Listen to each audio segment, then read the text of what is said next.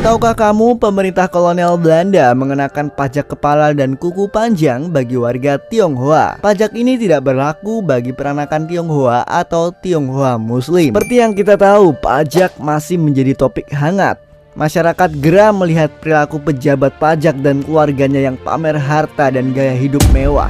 Maklum, publik merasa segala hal nyaris dikenai pajak, sementara para pejabat pajak kaya raya. Bahkan sejak zaman kolonial, masyarakat di Hindia Belanda dikenai berbagai macam jenis pajak. Bahkan masyarakat Tionghoa dikenai pajak kepala, Hoofdgeld der Chinezen. Aturan pajak kepala ini dikeluarkan sejak 9 Oktober 1619, beberapa hari sebelum Zhou Bengkong diangkat menjadi kapitan Cina yang pertama dalam masa pemerintah kolonial. Begitu diangkat dan dilantik, tugas Zhou Bengkong yang pertama adalah memungut pajak orang Cina. Pajak kepala dikenakan kepada setiap laki-laki Tionghoa berumur 16 tahun hingga 60 tahun, membayar pajak sebesar 1,5 rial per kepala. Pajak kepala kerap disebut surat konde karena orang-orang Tionghoa di masa silam kebanyakan memiliki rambut panjang yang digulung menjadi konde. Masyarakat Tionghoa pun banyak yang merasa keberatan dan tidak mau membayar pajak tersebut. Tetapi mereka yang membangkang siap-siap dituntut di pengadilan dan dikenakan hukuman 8 hari kurungan penjara dan denda. Tapi selain pajak kepala, ada pajak yang lain. Ada sejumlah pajak lain yang juga dibebankan kepada penduduk Tionghoa. Di antaranya pajak jalinan rambut panjang,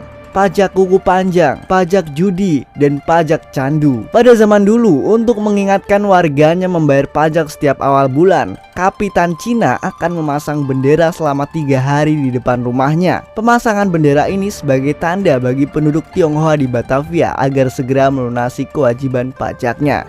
Namun pajak kepala atau surat konde ini tidak berlaku bagi warga Tionghoa yang memeluk agama Islam, yang kerap disebut sebagai peranakan Tionghoa atau peranakan Cina. Selain tidak dibebankan pajak kepala, mereka juga tidak lagi memelihara kuncir yang oleh orang Belanda disebut Gestoren Chinezen, artinya orang Tionghoa yang mencukur kuncirnya. Adapun hukum aturan yang dikenakan kepada peranakan Cina ini adalah hukum yang sama diberlakukan kepada warga pribumi, yaitu hukum Islam. Namun tak diketahui pasti jumlah peranakan Tionghoa itu ada berapa yang bermukim di Hindia Belanda, khususnya Batavia. Namun diperkirakan pada abad ke-18 jumlahnya cukup banyak. Terbukti dengan adanya jabatan kapitan tersendiri untuk kelompok Tionghoa Muslim yang disebut Commandant der Peranakan Chinezen. Jabatan ini turun-temurun dipegang oleh keluarga Dozol. Diketahui hanya ada 3 kapitan peranakan Tionghoa dalam sejarah Batavia, yaitu Dozol digantikan dengan anaknya Tamien Dozol dan kemudian digantikan anaknya Aliemuddin Tamien Dozol. Adapun pajak kekayaan yang dikenakan hanya kepada orang Eropa dan Timur asing termasuk orang Tionghoa. Dengan demikian, rumah, kuda, kereta, kendaraan bermotor dan peralatan rumah tangga yang dimiliki warga dikenakan pajak.